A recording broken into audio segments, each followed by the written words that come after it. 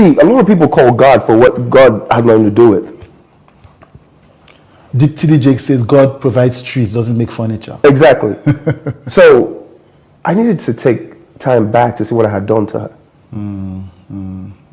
The years when I was feeling like I was still young and cheating all day, breaking her heart and everything, to the years where, okay, I wasn't there and just pursuing my dreams.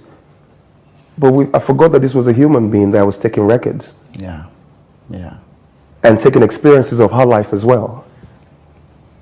So I became somebody that she didn't recognize anymore at some point, and I couldn't even call her to pick up the phone. And the same woman I had so much control over, I had no control over anymore because she outgrew me. You know what I mean? So to get that restored and to achieve that back, I needed to go back and start afresh. Detox and clear everything that I have done and seen. And you know, it's a process, man. Yeah. It's a process. And a lot of people keep failing because they keep jumping from one thing to another. You need to take time, sit back and see why you got it wrong. Leave that thing. Take the pain. A lot of people don't want to start because they don't want to be seen starting from the bottom. Go back to the bottom. That's what happened to me. I had to go back to start there. And from there I started to see, I made a lot of mistakes, yeah. You know what I'm saying? But it is what it is. It is what it is. Yeah. Now, the good news, I like the fact that you and your wife got back together. You know, that was a restoration process. Right. How did that happen? So I know you had the solitude, and then you confronted yourself, and you admitted where you'd gone off the rails, where you'd hurt her, why she outgrew you. So how do you now do the process of getting her back?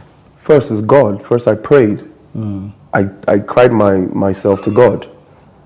You know, I acknowledged everything I did wrong to God, not to her. I submitted myself and I did what God wanted me to do. Humble. If the Spirit told me to prostrate and beg at that moment, then that's what I do.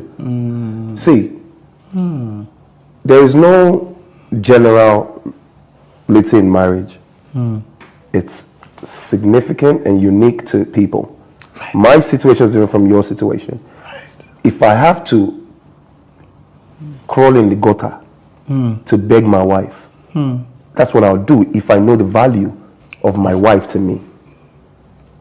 If something is valuable to you, I've never seen a man lose something valuable to him. Never. There was hundreds of people who tried to interfere to settle it. It never worked. When I asked everybody and showed God that nobody mattered, and He was the only one. Yeah. I prayed over and over, cried myself to Him, did whatever I could do when I had to do it. But one thing I'll tell you is that the day God restored my wife and I, nobody was involved. It was just a phone call.